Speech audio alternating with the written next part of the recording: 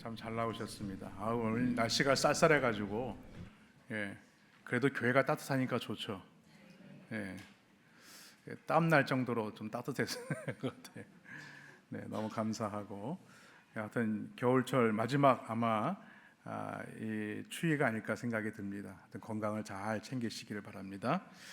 오늘은 그리스도의 은혜와 그를 아는 지식에서 자라가라라는 말씀으로 함께 말씀을 살펴보겠습니다.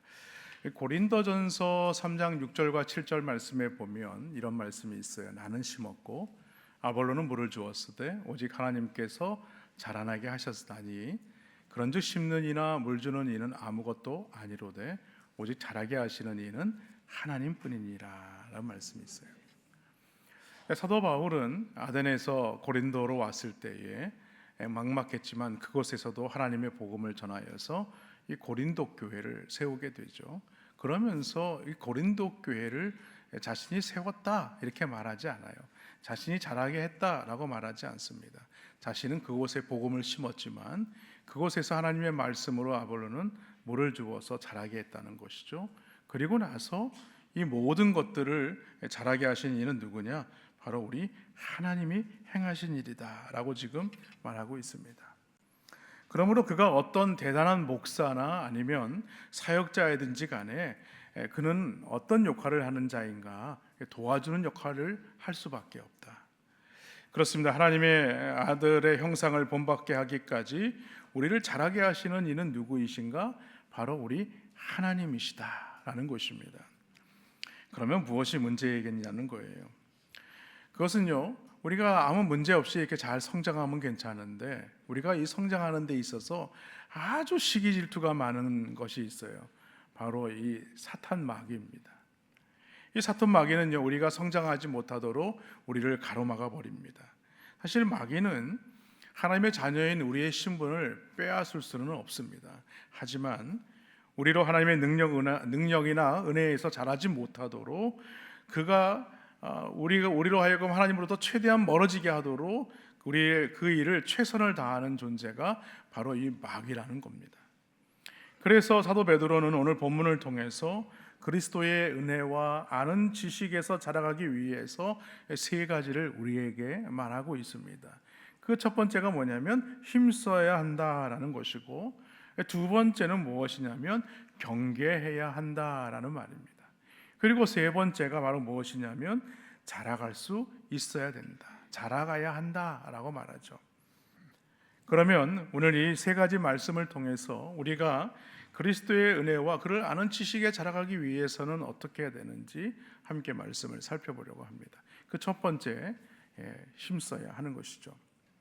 이 힘쓰라는 명령은요, 현재 이루지 못한 무언가를 힘써서 이루어라라는 명령이 아닙니다. 그것은요, 이미 이루어진 것을 끝까지 굳게 지키라 이 말입니다. 베드로후서 3장 11절로 13절 말씀에 보면 이 본문이 그 말씀을 입증을 하는데, 이 모든 것이 이렇게 풀어지리니 너희가 어떠한 사람이 되어야 마땅하냐? 거룩한 행실과 경건함으로 하나님의 날이 임하기를 바라보고 간절히 사모하라. 그날에 하늘이 불에 타서 풀어지고 물질이 뜨거운 불에 녹아지려니와 우리는 그의 약속대로 의가 있는 곳인 새 하늘과 새 땅을 바라보도다 라고 얘기를 하고 있습니다. 여기서 한 가지 우리에게 질문이 뭐냐면 너희가 어떠한 사람이 되어야 마땅하겠느냐라는 것입니다. 그런데 오늘 반복적으로 나오는 말씀이 11절과 12절에 보니까 풀어진다라는 말이 나오죠. 이 풀어진다는 것은 무엇을 말하느냐? 경건하지 아니한 사람들은 이 심판과 함께 멸망을 당할 수밖에 없다 이 말입니다. 그런데 베드로는요, 성도들에게 그날을 바라보고 오늘 우리가 어떻게 살아야 되는지, 그리고 우리가 무엇을 바라봐야 되는지에 대해서 말하고 있는 것이죠. 바로 그것이 무엇이냐면 새 하늘과 새 땅이다 라고 말합니다. 그러면서 성도들에게 강조하는 것이 있습니다. 14절 말씀에 보니까 그러므로 사랑하는 자들아 너희가 이것을 바라보나니 주 앞에서 점도 없고 흠도 없이 평강 가운데서 나타나기를 힘쓰라 라고 얘기를 하죠. 이것은 무엇을 말하는가? 이는 새하늘과 새 땅에 들어갈 정도로 경건함과 어떠한 거룩한 행실을 쌓으라는 말이 아닙니다. 지금부터 노력해서 점도 없고 흠도 없는 완벽한 수준의 삶을 살라는 말도 아닙니다. 이것은 무엇인가? 성도는 이미 약속된 새하늘과 새 땅을 바라보고 있는 자들이기 때문에 하나님 나라의 백성으로서 합당한 삶을 살라는 겁니다. 정욕을 따르지 말고 경건한 삶을 살라는 것입니다. 더러운 행실을 버리고 거룩한 행실을 살라는 말씀이에요. 다시 말해서 점과 흠이 없는 삶이란 하나님의 말씀에 어긋남이 없이 하나님의 말씀을 따라가는 삶을 살아야 한다라는 것이죠. 사실 여기 말씀에 보면 이 점과 흠이 무엇인지 우리는 잘 모를 수 있지만 이 베드로후서 2장에 보면요, 이 점과 흠이 무엇인가를 우리에게 설명하는 말씀이 나옵니다. 베드로후서 2장 12절로 16절 말씀, 긴 말씀인데 한번 읽어보겠습니다. 제가 읽어볼게요. 그러나 이 사람들은 본래 잡혀 죽기 위하여 난 이성 없는 짐승 같아서 그 알지 못하는 것을 비방하고 그들의 멸망 가운데서 멸망을 당하며 불의의 값으로 불의를 당하며 낮에 즐기고 노는 것을 기쁘게 여기는 자들이니 점과 흠이라. 너희가 함께 연애할 때에 그들의 속임수로 즐기고 놀며 음심이 가득한 눈을 가지고 범죄하기를 그치지 아니하고 굳세지 못한 영혼들을 유혹하며 탐욕에 연단된 마음을 가진 자들이니 저주의 자식이라. 그들이 바른 길을 떠나 미혹되어 부올의 아들 발람의 길을 따르는도다. 그는 불의의 싹을 사랑하다가 자기의 불법으로 말미암아 책망을 받되 말하지 못하는 나귀가 사람의 소리로 말하여 이 선지자의 미친 행동을 저지하였느니라 라고 말씀하죠.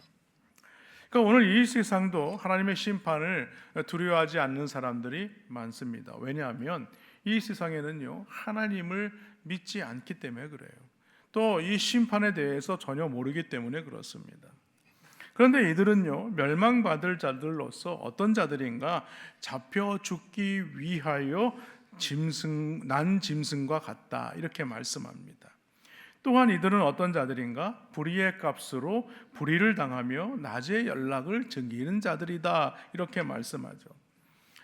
세상에 보면요, 밤에 이 불야성을 이루는 것을 알 수가 있죠. 왜냐하면 사람들이 밤에 쾌락을 즐기기 때문에 그렇습니다. 그런데 오늘 이 멸망받을 자들은 어떤가? 이들은 낮에도 쾌락을 즐긴다는 거예요. 이것은 낮과 밤이 전혀 구분이 안 될 정도로 타락한 그들의 삶의 모습을 말하는 것입니다. 뿐만 아닙니다. 이들은 성도들 속에서 교제하면서도 음심이 가득한 눈으로 범죄하기를 쉬지 않는다는 거예요. 결국에는 굳세지 못한 영혼들을 미혹한다라고 지금 말하고 있습니다. 그래서 베드로는 탐욕으로 멸망한 이 거짓 선지자의 예로 누구를 예를 들냐면 이 발람 선지자를 예를 듭니다.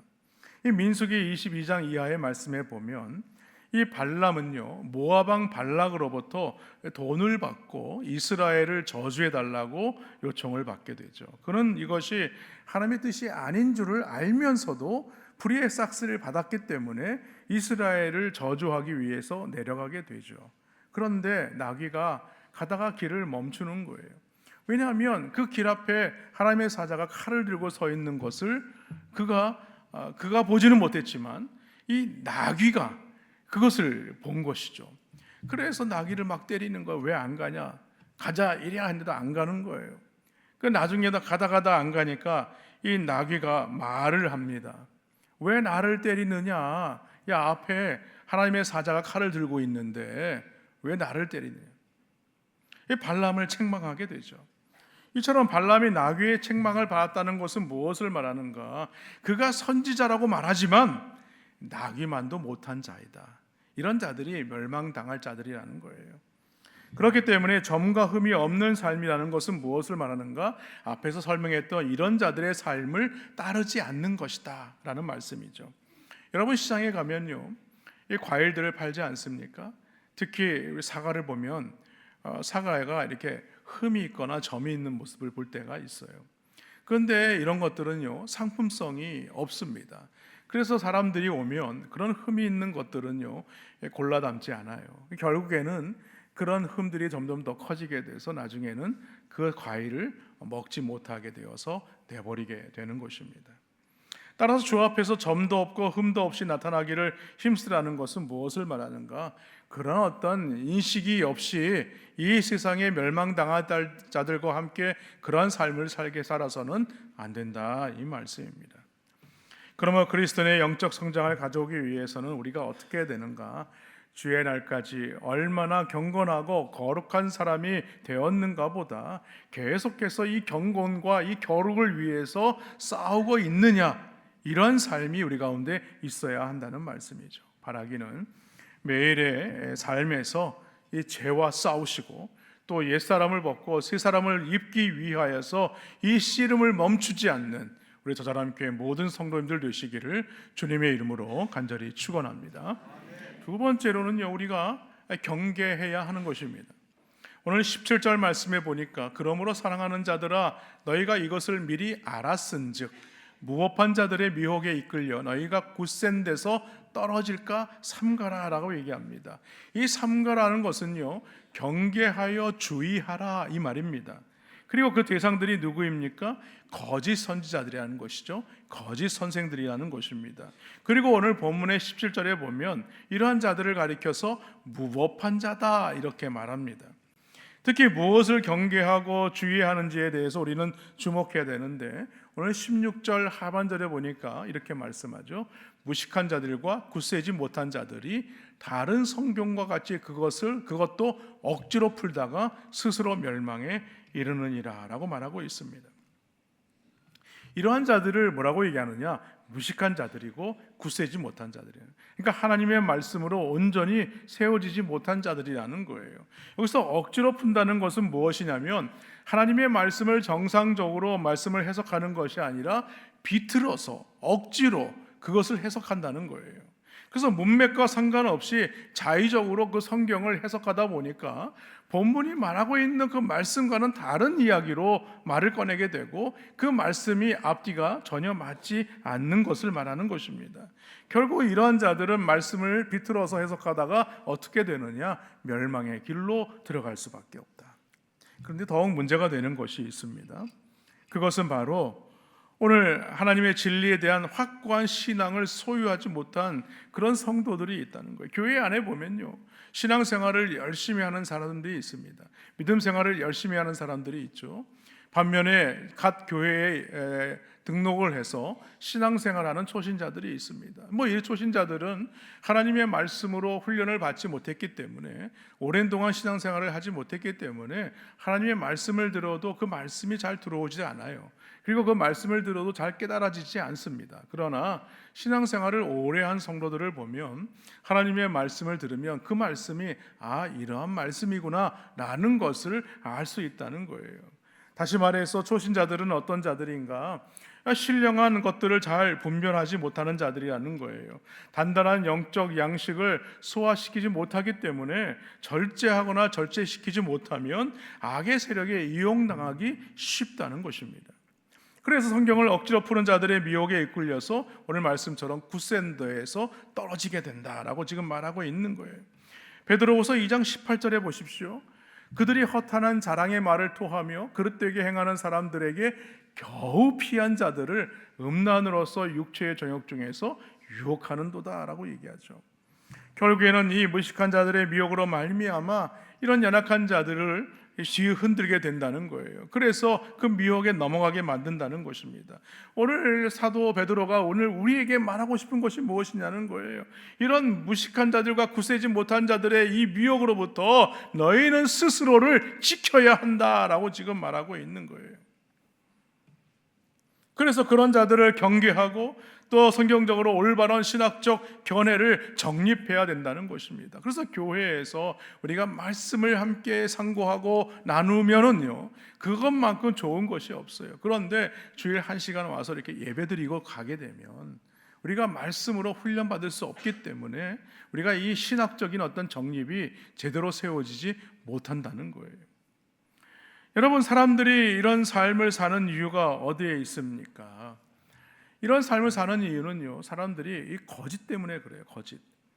베드로후서 2장 1절에 보면요, 이런 말씀이 있습니다. 그러나 백성 가운데 또한 거짓 선자들이 일어났었나니 이와 같이 너희 중에도 거짓 선생들이 있으리라. 그들은 멸망하게 할 이단을 가만히 끌어들여 자기들을 사신 줄을 부인하고 임박한 멸망을 스스로 취하는 자들이라 라고 얘기를 하죠.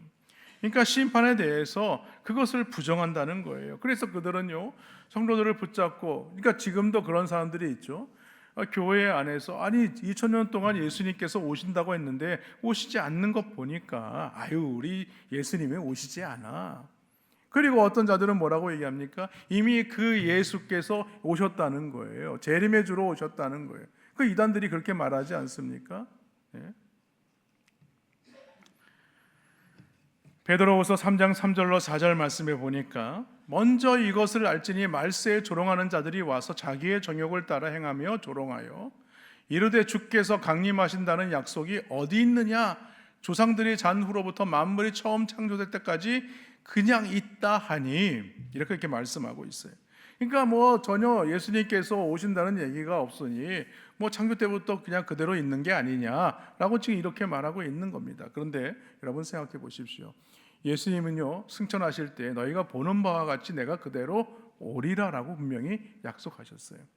그런데 지금이 어떤 때입니까? 말세입니다. 초림의 주로 오신 예수님, 2000년 전에 오신 그 예수님, 그리고 재림의 주로 오실 예수님께서 이때까지가 우리가 살아가는 동안이 말세라는 거예요. 말세. 우리는 지금 말세의 지간을 살고 있는 것입니다. 그렇기 때문에 우리는 예수님이 언제 오실는지는 우리는 알 수는 없어요.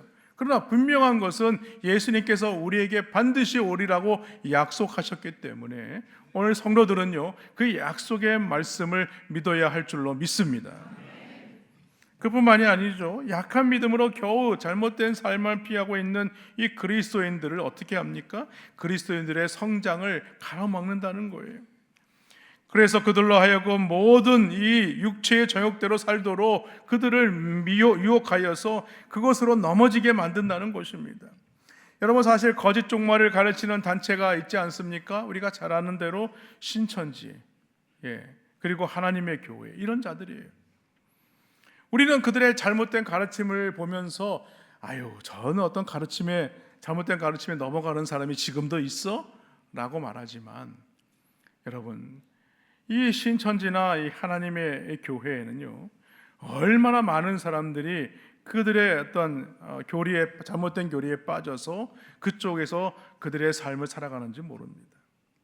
우리는 그렇게 생각할 수 있어요. 어떻게 저런 엉터리 거짓에 넘어갈 수 있는가, 속아 넘어갈 수 있는가. 그런데 여러분요, 우리는 그들과 대면해서는 안 됩니다. 왜냐하면 그들은요, 미혹의 영을 가지고 있는 자들입니다. 그러므로 우리는요, 하나님의 말씀을 붙들고 믿음으로 준비되어야 되고, 그런 것으로부터 우리 스스로를 지키기 위해서 말씀으로 경계하고 주의해야 하는 것입니다. 특별히 오늘 우리가 사도 베드로가 오늘 우리에게 하고 싶은 말이 있다는 거예요. 그것이 무엇이냐면 너희는 좀 달라야 하지 않겠느냐는 거예요. 왜냐하면 우리는 이것을 이미 듣고 가르침을 받고 알고 있기 때문이라는 거예요. 그러므로 이 진리를 알고 믿는 성도라면 어떻게 이 진리를 모르고 무시하는 세상 사람들과 어떻게 똑같이 살 수가 있겠느냐는 거예요. 그렇게 살아서는 안 된다는 것입니다. 사랑하는 성도 여러분, 성경에 예언된 이 종말의 징조에 의하면 주의 날이 임박했다는 사실은 분명합니다. 하지만 그날은 언제일는지 우리는 알 수 없어요. 그것은 하나님의 뜻에 달려 있는 것입니다. 그런데 종말에 관한 내용들을 억지로 푸는 자들은요, 종말에 대한 소망을 혼란스럽게 만듭니다. 그래서 어떤 사람들은요, 몇 년도 몇 월 며칠에 온다. 그래서 요한계시록을 숫자로 이렇게 더하고 빼고 이렇게 해가지고 문제를 사는 사람들이 그럴듯하게 얘기를 하는데, 예수님께서 분명히 말씀하시지 않았습니까? 그날은 알 수가 없다 그랬어요. 하나님 외에는 알 수가 없다 그랬어요. 그런데 사람들이 그날을 맞추려고 무슨 점쟁이도 아니고 예언자도 아니고 예수님이 아니라고 했는데 마치 그것을 사실화하는 어떤 그런 모습들이 우리 가운데 있다면 그건 다 이단이라는 거예요. 이단. 여러분, 사실 우리가 성경을 보면요, 해석하기 어려운 구절이 많아요. 처음 신앙생활 하신 분들이 성경을 읽다 보면요, 저는 이게 말이 안 되는 것 같고 도무지 이해가 안 되고 무슨 뜻인지도 알 수가 없는 그런 말씀들이 많이 있어요. 그런데 여러분, 성경을 한 번 읽고 두 번 읽고 세 번 읽고 네 번 읽고 계속해서 읽다 보면요, 성경 말씀이 하나님의 음성으로 들려질 때가 있어요. 기도할 때도 하나님께서 나에게 들려주시는 음성으로 나타나기도 하고요, 강대상에서 말씀을 전할 때 그 메시지가 나에게 하나님의 음성으로 들려지게 되는 것입니다. 그런데 우리는요, 이 알 수 없는 부분들을 억지로 풀어서는 안 되는 것입니다. 그런데 거짓된 자들은 어떻습니까? 애매모호한 말씀들, 즉 예언서나 이 계시록의 말씀들을 억지로 풀어버리려고 하는 것이죠. 그래서 이단들의 특징은 보면 어떻습니까? 여기저기서 성구를 막 끌어다가 교모하게 짜맞추는 거예요. 짜맞추는 거. 그러니까 본문의 내용과는 다른 말씀들을 갖다가 붙이는 거예요. 그러면서 자신들이 성경 공부를 아주 용하게 잘하는 곳이 있으니 우리가 그곳에 가서 성경 공부하자, 이렇게 얘기합니다. 여러분, 우리 성도님들 중에서 어느 누가 와가지고 어디 가면 아주 용하게 성경 공부를 잘 가르치니 거기 가서 성경 공부하자라고 말하는 사람이 있다면 그 사람은 이단입니다. 이단. 절대 가시면 안 돼요. 그리고 문제는 뭐냐면 이들을 상대하다가 미혹하게 되면요, 함께 멸망에 떨어지게 된다는 사실이에요. 이게 얼마나 무서운 말이겠습니까? 그러므로 성도들은요, 말씀을 바로 알아야 돼요. 성경의 주제는 누가 되어야 돼요? 예수 그리스도가 되어야 하는 것입니다. 그리스도를 아는 지식을 키워야 우리는요, 악한 자들에게서 속지 않고 우리를 자신을 지킬 수 있게 되고 믿음으로 우리가 자라날 수가 있게 되는 것입니다. 바라기는 오늘 주의 말씀을 통하여서 하나님 이 시대를 살아갈 때에 그 말씀을 가지고 경계함으로 말미암아 믿음으로 승리하시는 우리 저자람교회 모든 성도들 되시기를 주님의 이름으로 축원합니다. 마지막으로요, 우리는 그를 아는 지식에 자라가야 합니다. 오늘 18절 말씀 보십시오. 오직 우리 주 곧 구주 예수 그리스도의 은혜와 그를 아는 지식에서 자라가라. 영광이 이제와 영원한 날까지 그에게 있을지어다. 여러분, 우리 교회의 이름이 뭐죠? 더 자람이에요. 이 본문의 말씀에 여기서 가져온 말씀이에요. 더 자람. 네. 관사인 이 더자도 되지만 한국말로 더, 라는 표현을 가지고 있죠. 여러분, 여기서 아는 지식이라는 것은요, 어느 날 갑자기 말씀을 듣다가 깨달은 것을 말하는 것이 아닙니다. 여기서 아는 지식이라는 것은 내가 신앙생활을 하는 중에 말씀을 통해서 경험되어진 것들. 그동안은 말씀을 들어도 그 말씀이 그 말씀인가 했는데 신앙생활을 하다 보니까 몸으로 체득이 되고 그것을 경험하다 보니까 이 말씀이 그 말씀이구나 라는 것을 알게 된 것. 그것이 바로 아는 지식입니다. 그래서 오늘 표현하기를 뭐라고 말합니까? 자라가라, 이렇게 얘기합니다. 그렇습니다. 우리는 아는 만큼 성장하기 마련이죠. 하나님을 아는 지식은요, 우리 스스로 깨달을 수 없습니다. 그러므로 우리는요, 하나님 앞에 기도해야 되는 거예요. 성령님, 우리로 하여금 이 말씀을 통하여 하나님의 진리 가운데 나아갈 수 있도록 도와주옵소서. 그럴 때 성령님께서 우리의 마음을 깨닫게 하시는 거예요. 그러면 우리가 어디까지 자라가야 되는가? 에베소서 4장 15절 말씀에 보니까 이렇게 말씀해요. 오직 사랑 안에서 참된 것을 하여 범사에 그에까지 자랄지라. 그는 머리이니 곧 그리스도라. 이 말씀이 무엇이겠습니까? 예수님을 닮으라는 거예요. 예수님을 닮으라는 거예요. 예수님을 닮으라고 그러니까 어떻게 닮아야 됩니까? 라고 이렇게 말하시는 분이 있어요. 예수님이 믿음으로 우리에게 보여주신 그 삶의 모습을 따라가는 거예요. 자기를 부인하고 자기 십자가를 지고 예수님을 따라가는 삶을 살아가는 것입니다. 그렇습니다. 우리의 영적 목표는 누구냐? 바로 우리 예수 그리스도이심을 믿으시기를 바랍니다. 그런데 안타깝게도 영적으로 자라지 못하는 많은 성도들이 있어요. 그래서 어린아이와 같고 퇴보하는 성도들이 있어요. 히브리서 5장에 보면 5장 12절로 14절에 보면요, 어린아이와 장성한 자의 차이를 이렇게 설명합니다. 때가 오래되었으므로 너희가 마땅히 선생이 되었을 터인데 너희가 다시 하나님의 말씀의 초보에 대하여 누구에게서 가르침을 받아야 할 처지이니 단단한 음식은 못 먹고 젖이나 먹어야 할 자가 되었도다. 이는 젖을 먹는 자마다 어린아이니 의의 말씀을 경험하지 못한 자요, 단단한 음식은 장성한 자의 것이니 그들은 지각을 사용함으로 연단을 받아 선악을 분별하는 자들이니라. 여러분 보십시오. 젖을 먹는 자마다 어린아이니 의의 말씀을 경험하지 못했다라고 얘기를 하죠. 그렇습니다. 우리가 하나님의 말씀을 경험하지 못하면 우리는 영적으로 자랄 수가 없는 겁니다. 여러분, 어린아이는 젖을 먹지만 자라나면 단단한 음식을 먹어야 돼요.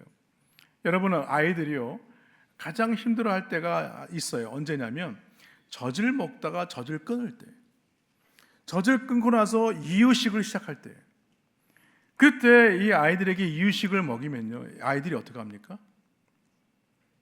혀로 낼름낼름 뱉어내죠. 젖을 달라는 거예요. 젖을. 아니 그냥 꿀떡꿀떡 잘 넘어가는 젖을 잘 먹다가 뭐 이제 씹어서 먹으려고 그러니 얼마나 귀찮겠어요. 그러니까 아이들이 그런 거예요.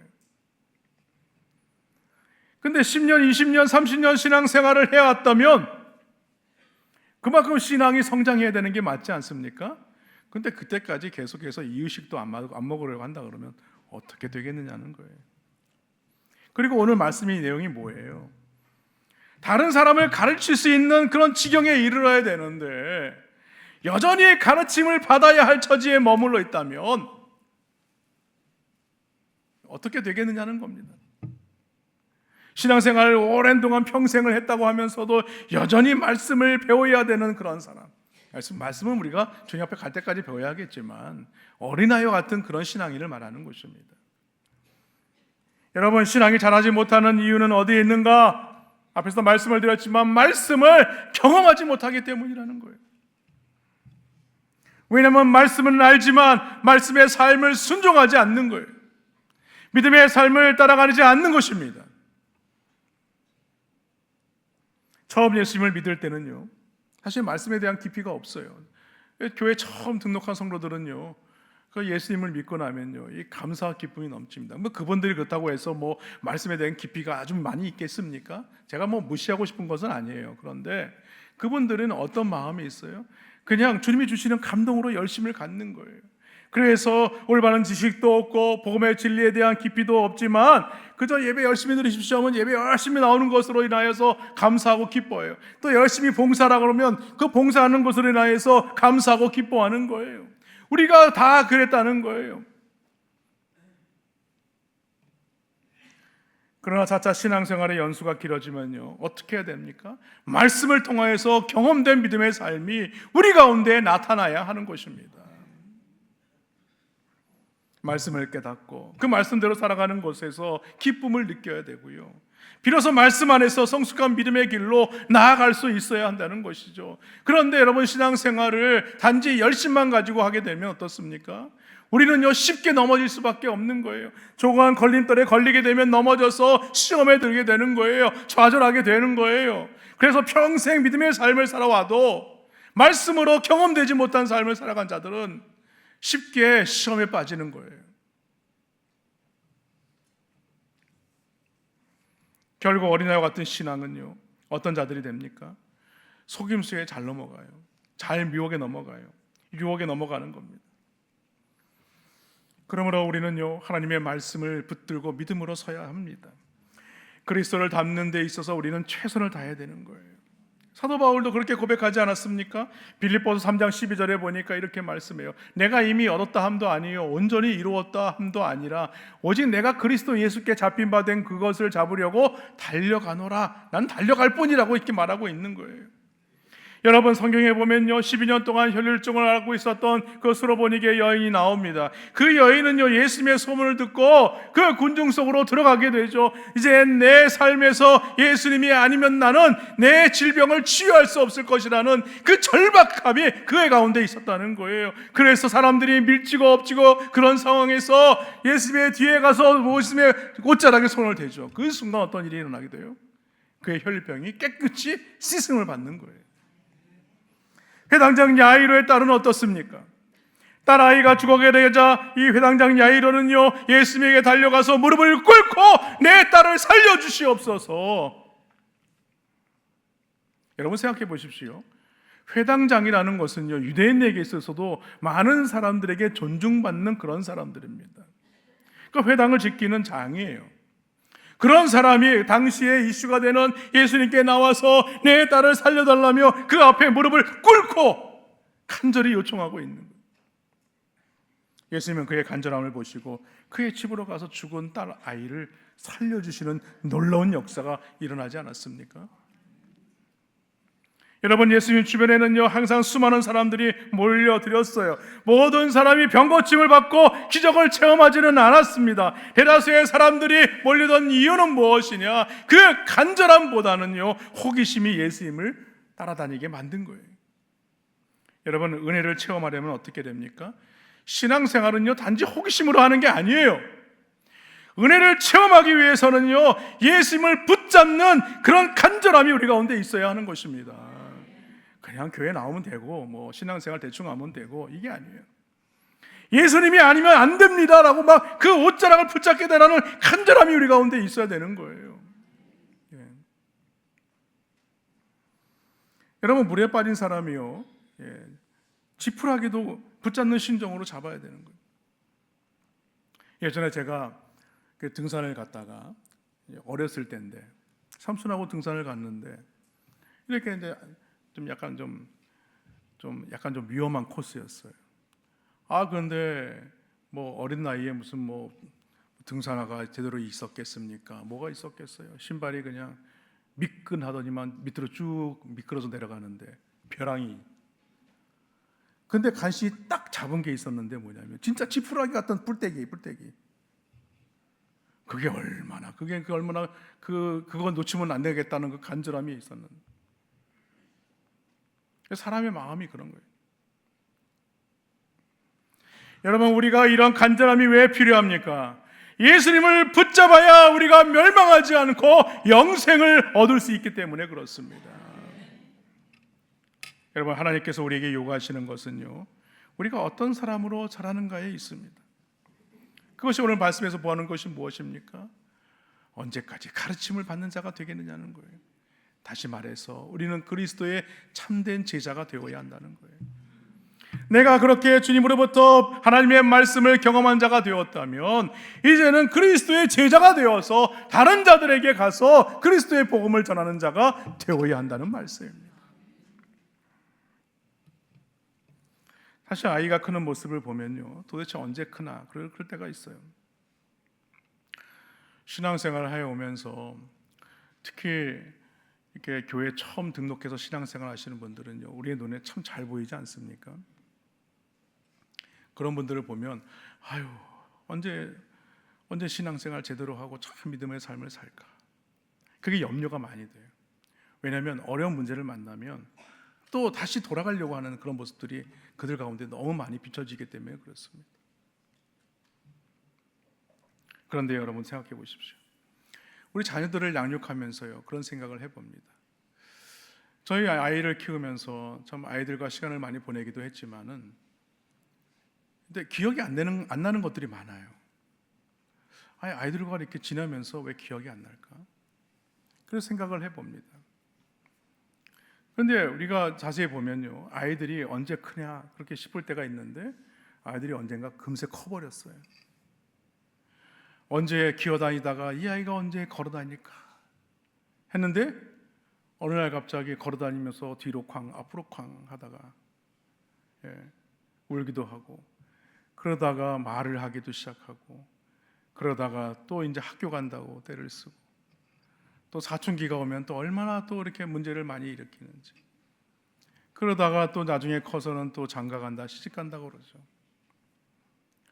우리는 어느새 갑자기 아이들과 이렇게 살면서 이 아이들이 벌써 그렇게 컸는가 놀랄 때가 많아요.